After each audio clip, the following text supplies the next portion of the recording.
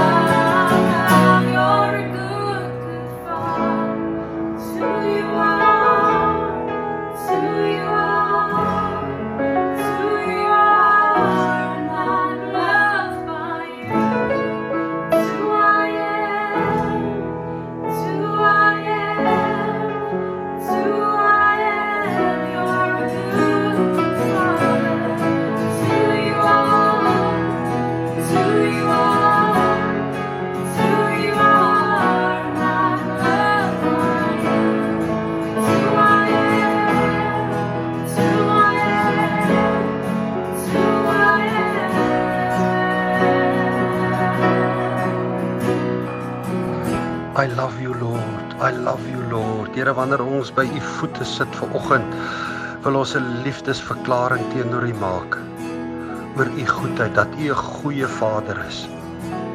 Ons wil dit veral doen, Here, in 'n baie onseker tyd, waar baie van ons vastighede verdwyn het, waar baie van dit wat ons op staat gemaak en gereken het, nie meer daar is nie. Here, u staan vir altyd vas, deur al die eeue, wanneer ons terugkyk, van Bybelse tye af tot nou toe, dan staan u getrouheid staan vas. Here, en ons vertrou u om ons deur te dra, vir ons as gemeente, vir ons as kerk, in hierdie onseker tyd, maar ook vir elke familie, elke huis wat by ons aanbid, elke persoon, elke individu. Ons wil u liefde en u getrouheid afbid oor elkeen vanoggend, dat elkeen hulle vertroue in u getrouheid sal sit, in u liefde sal sit, u liefde sal ervaar in hierdie Here. In hierdie tyd is dit my gebed, Here, wanneer ons nie weet van vlakke en van volgende week en van selfs volgende jaar nie, en wanneer daar weer wat ook al gedoen kan word of gereis kan word, wanneer ons die goed nie weet nie en ons sekerhede onder ons uitgepluk is, dan beroep ons op u goedheid. Ons staan op u liefde. Op u liefde, Here. En daarom is ons vir u lief. En ons staan op u getrouheid. En Here, daarom wil ons ook getrou wees. Wanneer ons vanoggend ons offergawes gaan gee, vriende, dan doen ons dit ook op grond van getrouheid. God se getrouheid teenoor ons vra ook getrouheid van ons kant af teenoor hom, dat ons getrou ons offergawe sal gee. Hier is 'n getuienis wat iemand in die week na ons toe gestuur het, en ek glo dit gaan vir jou seën. Dit het vir my geseën, dit het my geïnspireer, dit het my aan my eie getrouheid herinner. Luister gerus daarna. Môre, ek hoop dit gaan goed met jou. Ek wou saam met jou geshare het, want jy is ons nou by Vredelis. My ma is nou in lockdown al van die begin. Sy is nou een van daai mense wat regtig nêrens heen gegaan het nie, want sy is mos nou in die ouer huis, so hulle, jy weet, voer vir hulle daar en alles. En sy het nou vir my gister laat weet dat sy het nou 'n permissiebrief gekry van die nurse daar, dat sy mag uitgaan. Want sy is baie bekommerd, want sy met haar 10de vir Vredelis gaan betaal. So sy het nou gister uitgegaan met haar brief bank toe, net om haar tithing te gaan betaal. So sy het sommer 1 maand vooruit betaal, sodat sy gecover is. So ek dink ek share met jou, dit is vir my so encouraging dat ek wens dat meer mense net in hierdie tyd besef die belangrikheid van aanhou hulle spiritual house aanhou met die tithing. En dat dit die belangrikste ding is, voor jy enigiets anders te opfokus in terme van wat jy gaan op spandeer of moet betaal of alles, maar jou deel teruggee aan die Here.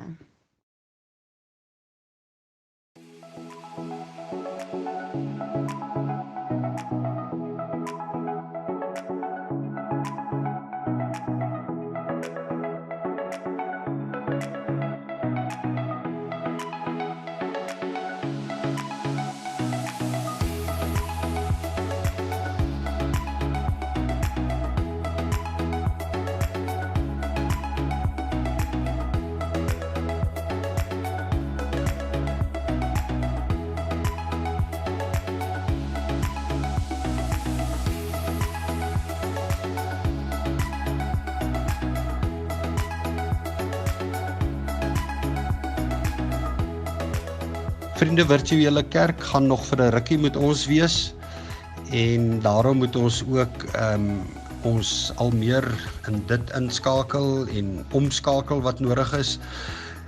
'n Ding wat 'n belangrike rol by ons speel is die Connect kaartjie, wat julle sal weet Sondag prominent is, omdat dit die manier is hoe ons kontak maak met mekaar, hoe jy vir ons behoeftes kan kommunikeer, gebedsversoeke ensovoorts. Terwyl ek praat, gaan daar nou 'n kommentaar op die kommentaardeel wat of aan die regterkant of onder jou beeld sal wees as jy nie op volskerm is nie, 'n link wees of 'n skakel na 'n virtuele connect-kaartjie. Ons wil baie graag hê jy moet met ons kommunikeer as jy 'n behoefte het, as jy 'n geestelike behoefte het, as jy 'n fisiese behoefte het, gebedsversoek, en dit kan anoniem wees wat jy kan invul om vir ons te gee. Aan die einde van die diens gaan jy ook geleentheid kry. Dis ook op ons webtuiste waar jy dan hierdie connect-kaartjie kan invul. Baie dankie en ons wil graag weet van jou en met jou kontak maak en saam met jou deur hierdie tydperk gaan. Goeiemôre liewe vriende, dis ons lekker om op hierdie manier saam met julle te wees. Dis natuurlik nie ons eerste voorkeer nie. Ons sou veel eerder by mekaar wou wees en saam met mekaar wou wees. Ek moet sê, ek verlang na die foyer by Vredelust en na die auditorium se energie, maar dis wat dit is, dis soos dit is. En ons begin vanoggend 'n paar sondae saam praat oor die hele ding van platgeslaan. Die lewe het 'n manier om baie keer vir jou houe uit te deel wat nie lekker is nie, en dit slaan jou baie keer so plat dat jy op 'n manier nie lekker eers kan opstaan nie. Feit van die saak is, swaar kry, pyn en lyding is deel van lewe. Dis deel van alledaagse bestaan. Daar's min mense in die lewe wat ek ken wat nie op een of ander manier swaar het nie, wat nie ergens 'n stuk pyn dra nie, wat nie seer het nie. So almal van ons het dit as deel van lewe. Iemand sê op 'n stadium, dit is amper soos asemhaling deel van ons lewe is. So swaar kry, meermale deel van ons lewe. Swaar kry is natuurlik mos nou nie lekker nie. Dis nie aangenaam nie. Niemand vra vir swaar kry nie. Daar's nie 'n podium waar ons sê maar kom, klim op nommer 1, 2 en 3, ons gaan vir julle medaljes omhang. Julle het nou die meeste en die ergste swaar gekry. Dit bestaan nie. Swaar kry is nie iemand se vriend wat jy wil uitnooi na 'n partytjie toe nie. Daar's geen eer in pyn nie. Dis nie doodgewoon sleg. Behalwe as jy natuurlik nou 'n masochist is. Want dan is jy iemand, soos die Woordeboek sê, it's a person who loves an activity that brings pain, which is painful or tedious. En die swaar kry kom op verskillende maniere. Ons is maar tog te bewus van die verlies van gesondheid. Siekte veroorsaak swaar kry. Ons is baie bewus van die verlies van lewe self. Dood is nie lekker nie, en die gevolge van dood is goed wat ons elke dag in 'n sekere sin moet mee besig wees. Daar's die verlies van 'n verhouding, daar's die verlies van werk, daar is verwerping, daar's natuurrampe. Dis die tipe goed wat elke dag as jy 'n koerant oopmaak, as jy die nuus kyk, as jy met mense praat, dan raak jy diep bewus van die goed in lewe rondom ons, wat mense laat swaar kry en mense seer laat beleef. Dis ook soos die tyd waarin ons nou is. Ek bedoel, vir baie mense is dit 'n goeie tyd van reset en van format miskien, en van weer 'n bietjie voorraad opneem in lewe, en 'n paar goed weer regtrek en 'n paar goed weer uitsorteer. En ek praat nie noodwendig net van die kaste en die rakke by die huise nie, maar ook in terme van jou eie lewe. Maar vir baie mense is hierdie tyd 'n tyd van diep eensaamheid, 'n tyd van afsondering. Hulle word geforseer om in hulle huise te bly sonder kind of kraai. En dit maak dit regtig vir baie mense baie moeilik. Ek wil nie eers gaan na die kant toe van die swaar kry en die seer wat daar is in Suid-Afrika binne ons konteks van honger op die oomblik. So dit is goed wat met ons gebeur. Dis nie lekker goed nie, maar dis deel van lewe. Dis soos C.S. Lewis wat skryf in sy boek The Problem of Pain. Hy sê, try to exclude the possibility of suffering which the order of nature and the existence of free wills involve, and you find that you have excluded life itself. Liewe vriende, die houe wat uitgedeel word in die lewe, verskil natuurlik van soort, verskil van vorm, verskil van graad.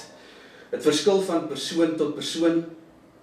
En daarom is daar 'n klomp oorsake en redes wat 'n mens seker vanoggend kon gee oor wat die swaar kry bring, wat veroorsaak dat ons teen die kruitvloer lê as die houe ons getref het.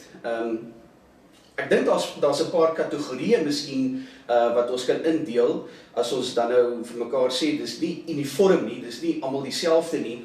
Ek dink daar's goed wat met ons in die lewe gebeur, wat gebeur as gevolg van ons eie optrede, as gevolg van ons in my eie lewe swak besluite en swak keuses wat ons meermale maak.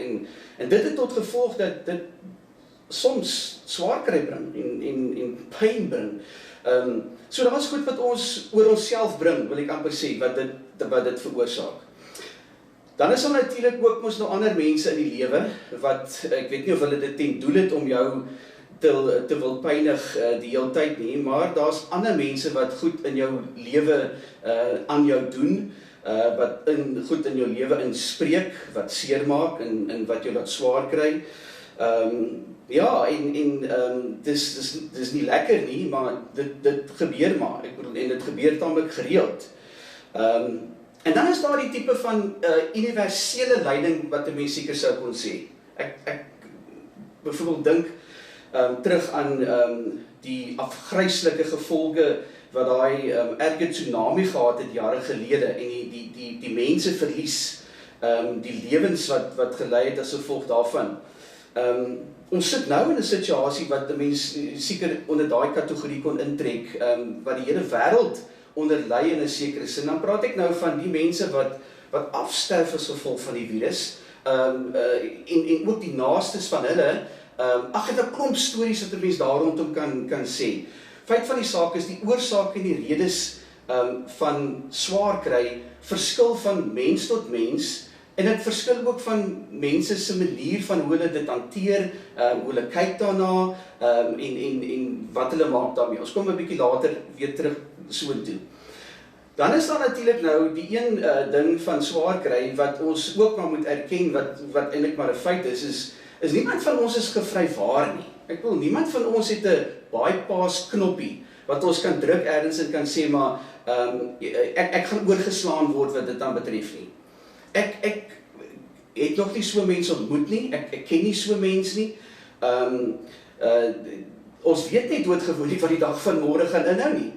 Wat my eintlik bring by die volgende een oor die swaar kry, en dit is dat dit baie onverwags en ongevraagd gebeur, in die meeste gevalle, indien nie in al die gevalle nie. Kom ek vertel jou 'n storie.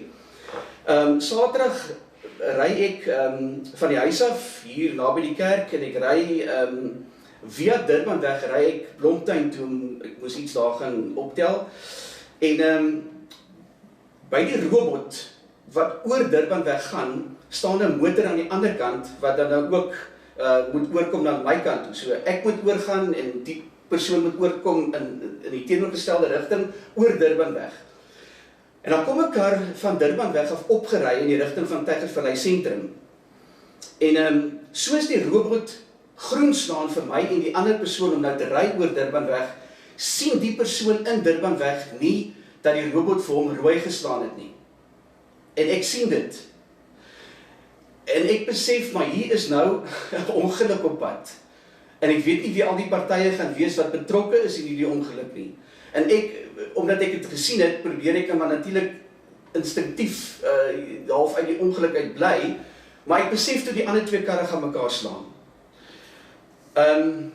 Ek het so geskrik, want ek het besef net daar en dan, dis iets wat die persoon van die ander kant af in my rigting 2-3 sekondes gelede nie voorgevra het nie, so onverwags was. Ek wil nou nie vir jou sê watter modelkar dit was en watter brand dit was nie, maar dit was 'n tamelike eksklusiewe reeks dingetjie gewees, wat die hele Durbanweg toe rondgetol het, en gelukkig toe nou, ek sê nou gelukkig, maar in my situasie is ek toe nou nie deel van ongeluk nie, ongelukkig vir die twee partye en die twee karre wat toe mekaar vasry. Punt wat ek wil maak is, dit gebeur soms so vinnig, dit gebeur soms so skielik, en ek weet nie of ons altyd beraad is nie, ek weet nie of ons altyd die regte fiber het om te verwerk en daarmee te handel as die goed oor ons kom nie. Wat my na 'n volgende storie toe lei, en dit is die volgende ding wat ek wil sê oor swaar kry en pyn en lyding, is dat dit 'n manier het om 'n mens se lewe op 'n sekere punt te verontrief. Mens kan seker nou ander woorde gebruik. 'n Goeie Engelse woord sou sê, it's to disturb life. Jy dink nog ergens as jy besig op die oop water van die pragtige oseaan, rustig in jou bootjie, busy with plain sailing. En as jy jou oë uitveer en voel dit vir jou, jy wil vra, but who's rocked this boat? So gebeur dit met ons gesin. So ek het net in my 50's ingekom en ek dink vir myself, gits, maar Jesus nou besig met die tweede deel van lewe na 50. En ons kry die nuus dat ons middeldogter Kara sy niersiekte so vererg het dat sy 10% nierfunksionering oor het. Nodeloos om te sê dat dit bring dan nogal 'n bietjie disturbance. Ek bedoel, dit bring so 'n bietjie beroering. Daar's so 'n bietjie 'n verontrusting en 'n verstoring wat dit bring. Ek bedoel, die nuus, want daar moet nou dringend gekyk word na 'n nieroorplanting. Wonderlik om te weet dat my vrou Theresa toe 'n fantastiese skenker is en alles toe nou baie goed en glad verloop. Maar ek moet jou een ding sê, die trauma van 'n 8, 9, 10 ure operasie is nie 'n maklike ding nie, om jou eie bloed te sien ingaan in sale in wat jy moet groet en jy self weet, hulle is in goeie hande. In eerste plek is hulle in die Here se hande en is hulle in goeie chirurge se hande. Is nogal traumaties. Ek het dit nogal ervaar is swaar en 'n moeilike tyd in my lewe. En so het sy nou met die lockdown tyd, sy gaan maar by tye gaan sy nog steeds hospitaal toe, want daar is maar terugslae elke nou en dan, dat ons net al vitals moet kyk en immuniteit is laag en al die tipe van goed. So gaan sy byvoorbeeld nou in die lockdown tyd op 'n stadium hospitaal toe. Nou jy weet, 'n hospitaal is nie 'n lekker plek op die oomblik in die lockdown tyd nie.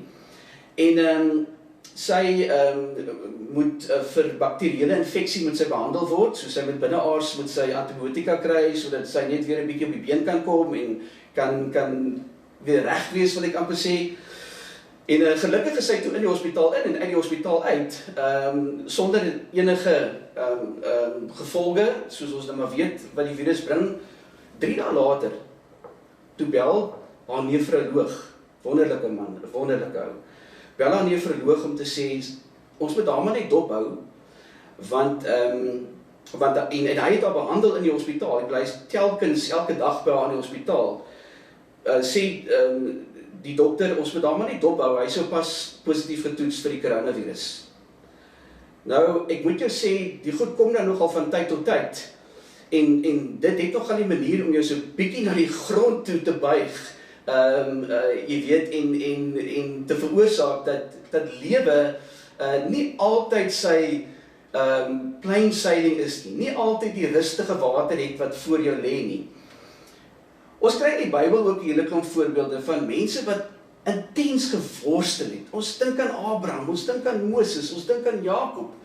Mense wat erg geworstel het, wat swaar gekry het in hulle tyd, in die Bybelse tyd. Ek wil vir jou net so 2 of 3 voorbeelde lees vanoggend oor vrae wat van hierdie godsmanne en godsvroue vir God vra. Habakuk in 1 vers 3, hy vra, waarom laat u my die onreg sien, Here?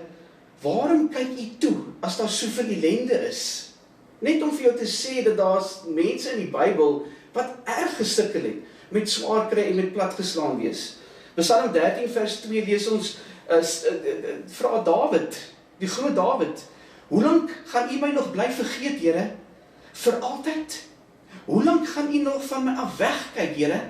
Nou, dis Dawid wat die vraag vra, wat die woorde gebruik. En dan om net een Nuwe Testamentiese voorbeeld te gebruik, weet ons, die groot sendeling as ware van die Nuwe Testament, Paulus op sy sendingreise, dan sê hy die volgende, terwyl hy besig was met die sendingreise van hom, sê hy, daar was vir my harde werk en swaar kry, dikwels nagte sonder slaap, dikwels honger en dikwels dors, dikwels was ek sonder kos, sonder skuiling of bedekking teen die koue. Ek persoonlik dink nie dit kon vir Paulus baie lekker tyd wees nie. Dit kon vir my baie aangename tyd wees nie. Dit is 'n tyd van swaar kry, 'n tyd van pyn, 'n tyd van seer. Ek dink egter ook as ons oor swaar kry en platgeslaan praat, dat ons sal op 'n punt moet kom wat ons vir mekaar moet sê, ons sal nie daar kan bly nie. Ons sal moet aanskuif. Ons sal moet vorentoe beweeg. Ek bedoel, want as ons daar bly, kan dit gevaarlik wees. Ek bedoel, hy kan vir jou jaag en aan jou hakskene byt. So ergens sal ons soos iemand wat gesê het, sal ons moet kom by die punt wat ons sê, the only thing we can do with pain is to deal with it. Ons moet ergens om in die pot kry en begin besig raak met ons swaar kry en met ons pyn. En ek verstaan dat mense verskil en ek verstaan dat temperamente van mense verskil. Ek het nou verwys daarna. Ek dink daar is verskillende temperamente wat dieselfde tipe van swaar kry op verskillende maniere hanteer. Dit is uiteraard so. Maar ek dink een van die meer natuurlike reaksies is as slegte goed met ons gebeur, as daar probleme in lewe kom, dan is een van die eerste goed wat ons seker doen, en julle het dit nou gehoor toe ek die Bybelse voorbeelde gelees het, is ons wil vra. Interessant genoeg, dat Jesus aan die kruis hang, en dat ons in Markus 15:34 lees, dat hy uitroep in sy laaste sterwensuur, roep hy uit, my God, waarom het U my verlaat? Dis 'n vraag wat hy vra, in sy lydingstyd, vra hy die vraag. En ek dink, regtig, daar is helende waarde, daar is genesende waarde, om vrae te vra. Ek vir my eie situasie, kan ek onthou, het ek vroegoggende gaan sit, en I just spilled my gut, en ek dink dit is een van die beste maniere, hoe 'n mens kan ontslaa raak, is om, as ek met die Here praat oor die tipe goed, dan praat ek hardop, en ek doen dit as die huis stil is, en ek dink regtig waar, dis die tipe goed wat 'n mens moet doen. Jy moet praat met die Here, jy moet dit uit jou stelsel uit probeer kry. So die vrae dink ek is deel daarvan. En ek dink ons moet vra, want swaar kry bring vrae, daar's die tipe vrae, waarom Here, waarom ek Here, waarom moet dit met regverdiges gebeur Here, hoekom is daar soveel onreg in die lewe Here, want dit is tipe vrae daai wat vir 'n volgende ronde, as ons ure om die vuur sit, weer met mekaar kan uitrol, ons het nie almal die finale antwoorde natuurlik op al die vrae nie, maar ek het ook op 'n punt gekom in my lewe wat ek besef het, vra jou vrae, maar dalk moet ek die regte vrae begin vra. En wat my daarin gehelp het is 'n boek wat 'n bekende professor in pastoraat op Stellenbosch geskryf het in 1996 met die eerste druk. Hy noem die titel van die boek, noem hy toe, hoekom, met 'n vraagteken. 'n Vraag, en dit gaan alles oor die sin van lyding, oor die pyn en die lyding van mense elke dag. Noem hy die titel toe in 1996 met die eerste druk, hoekom, vraagteken. 'n Paar jaar later verskyn daar toe 'n tweede oplaag en 'n tweede weergawe van die boek met die titel, hoekom, vraagteken, hoekom nie, vraagteken. Interessant genoeg, 'n paar jaar later verskyn die derde druk met nog 'n nuwe titel. Waarom? Vraagteken, daarom. Wat my toe laat besef het is, die goed gaan met jou gebeur. Ons gaan daar deur moet gaan, ons gaan daar deur moet werk. Die Here is nie buite jou swaar kry nie. Die Here is binne in jou swaar kry. Dalk wil die Here met jou swaar kry 'n klomp goed in jou lewe doen, en ons gaan in die volgende paar Sondae nog inklim daarin, maar feit van die saak is, liewe vriende, as ons sê dat God is in beheer van lewe, en dat hy ons lewe in sy hande vashou, dan gaan hy mos nou nie vir ons sê, maar gaan jy nou net gou een kant, ek los jou net gou, dat jy net gou so 'n bietjie swaar kry, en dan sal ek jou weer later kom optel nie. Dit is nie hoe die lewe werk nie. 'n Ander iemand sê, wat werk met die goed elke dag, sê, there's only two things we can do with pain. You can either suppress pain, or you can own pain, and grow from your pain.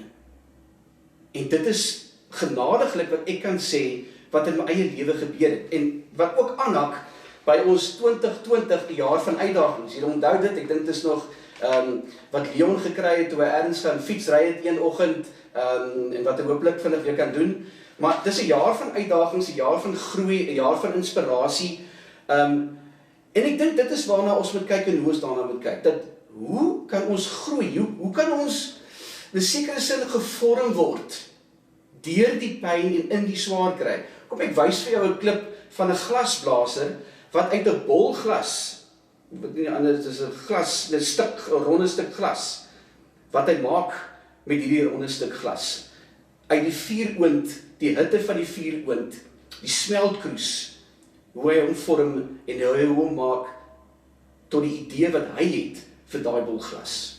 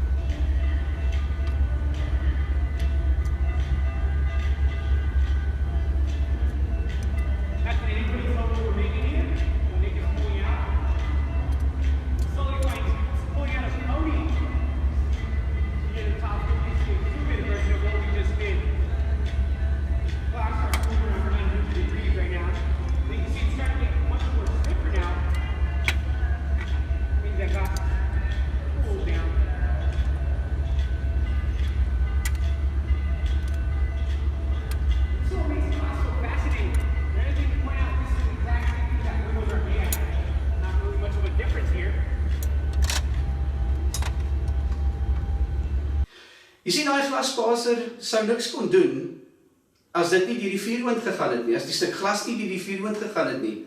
Die hitte van die vuuroond het veroorsaak dat die glasblaser uiteindelik sy idee, sy vorm kon laat realiseer.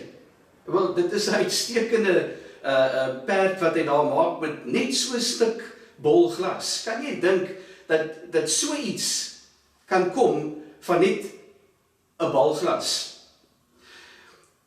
Is dit nie miskien wat God wil doen met ons swaar kry nie?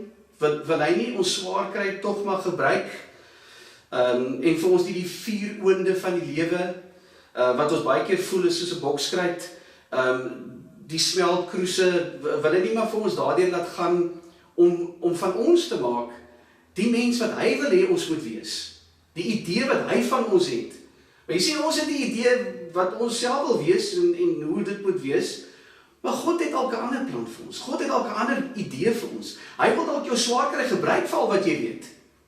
Hoeveel mense kan al stories vertel van hoe God hulle situasie en hulle omstandighede gebruik het om vandag vir hulle 'n beroep te gee, in 'n bedryf te laat wees waar hulle of net doodgewoon mense help elke dag deur die pyn en die swaar kry en lyding wat hulle self in lewe meegemaak het en deurgemaak het. Kom ek lees vir jou wat iemand hieroor skryf. Hy sê God druk jou in die vuurproef van beproewing, want hy is besig om jou te verander. Hy wil van jou 'n bruikbare instrument maak, 'n kunswerk tot sy eer. Smeltkroes bring suiwering, 'n diamant moet gestyp word en goud moet gesmelt word. Vuur bring loutering en vorming. En dan sê hy, alles van waarde in die lewe moet in die vuur getoets word, om die toets te deurstaan. As ek kyk na my eie lewe, dan was dit vir my 'n geloofstoets, en dit is steeds elke dag nog vir my 'n geloofstoets. En dan is die volgende woorde wat ons vind in die Bybel, vir my in elk geval, van groot betekenis en wonderlike waarde, en ek hoop dalk vir jou ook vanoggend, en ek wil graag vir jou lees, aansluitend by die beeld van die vuuroond, as Petrus hieroor skryf. Hy sê, julle geloof is baie kosbaarder as goud. Goud wat vergaan. Selfs die suiwerheid van goud word met vuur getoets. En die egtheid van julle geloof moet ook getoets word. Wauw, ek bedoel, dit was nogal vir my 'n toetsie wat ek moes skryf, of nie 'n toetsie nie, dit was 'n tamelike groot toets wat ek moes skryf, om die egtheid van my geloof te toets. Ek het meermale gesit by die Here en uitgeskree, maar Here, waar is U? Here, hoekom? En alles om my te help, om net weer by die punt te kom, waar God my optel, waar God my vashou, en dat ek daai ervaring kan hê. Jakobus skryf in 1 vers 2, as julle geloof die toets deurstaan het, stel dit julle in staat om te volhard. Selfs Paulus in Romeine 5 vers 4, sê hy, swaar kry kweek volharding. Volharding kweek egtheid van geloof. En egtheid van geloof kweek hoop. Jy sien, dis wat ons nodig het. Sonder hoop kan ons nie. En die hoop, ironies genoeg, vreemd genoeg, het gekom deur swaar kry. Want as jy 1 ronde beleef het, daar is al mense wat 2, 3, 4, 5 rondes al in hulle lewe gehad het en nog vele meer. Maar as jy geproe het, as jy iets van die toets gesmaak het en ervaar het hoe jy deur die toets gekom het, op 'n manier sê nou maar die toetsie geslaag het sê nou maar, dan weet jy wie die God is. Dan weet jy waartoe die God in staat is. Dat hy in staat is om binne in jou swaar kry vir jou vas te hou en binne in jou swaar kry vir jou op te tel en by jou te wees. Kom ons sê net vanoggend weer vir mekaar. Kom ons luister na die lied. Kom ons laat toe dat dit ons bedien. Kom ons hardop in die arms van God in vanoggend. As ons luister na die lied en bedien word met die lied, dat God 'n toevlug nie net vir ons wil wees nie, maar dat hy 'n toevlug vir ons is elke dag van ons lewens. Here my toevlug, U is God van my hart. Niks maak meer saak nie, slegs hier U wil. Neem nou my gedagtes vanoggend tot aand. Selfs as ek slaap, U nabyheid my lig.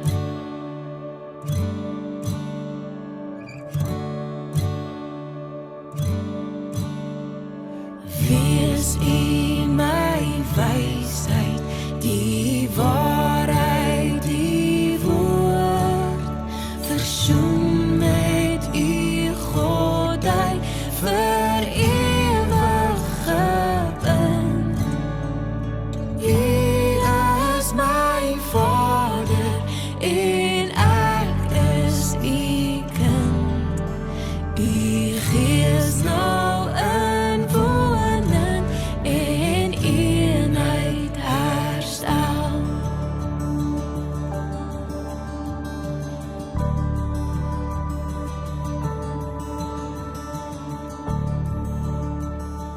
Here Jesus, ons kom vanoggend na U toe met ons swaar kry en met ons seer en ons wil eerlik wees daaroor, Here, ons wil U uitnodiging aanvaar vanoggend dat ons dit aan U voete kan kom neerlê.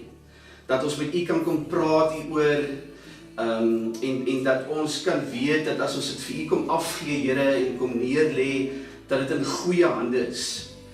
Ons wil vir U dankie sê, Here, dat U vir ons ook vanoggend weer die kans gee om op ons eie swaar kry en op ons eie seer en dit wat ons plat slaan in die lewe aan plat geslaan het in die verlede, dat ons 'n bietjie weer terugskouend kan kyk en miskien met ander oë en met 'n ander uitkyk vanoggend daarmee besig wees. Dat ons dalk ons perspektief daarop skuif, Here, as ons vanoggend vir U kom sê, dalk was dit 'n tyd wat U vir ons op die vuuroond gesit het. Dat U ook die egtheid van ons geloof wou kom toets het. En daarom wil ons vra, Here, dat as daar mense is wat vanoggend saam met ons is en wat dalk sukkel met geloof, dat U die een is wat die bron van geloof is, dat U weer geloof kom herstel, dat U weer geloof kom gee, dat ons kan weet, ons kan in U arms inhardloop, want U is ons toevlug.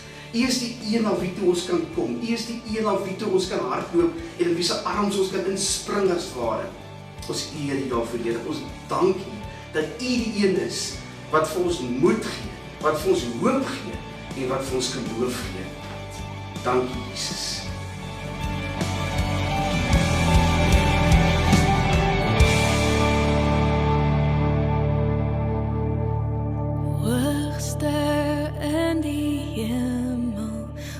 oorwinning behaal. Ontvang dan nou die seën. Mag die genade van Jesus Christus en die liefde van God die Vader oorvloedig oor jou uitgestort word hierdie week. Mag jy God se liefde ervaar, sodat jy alles wat na jou kant toe kom, kan hanteer. Amen.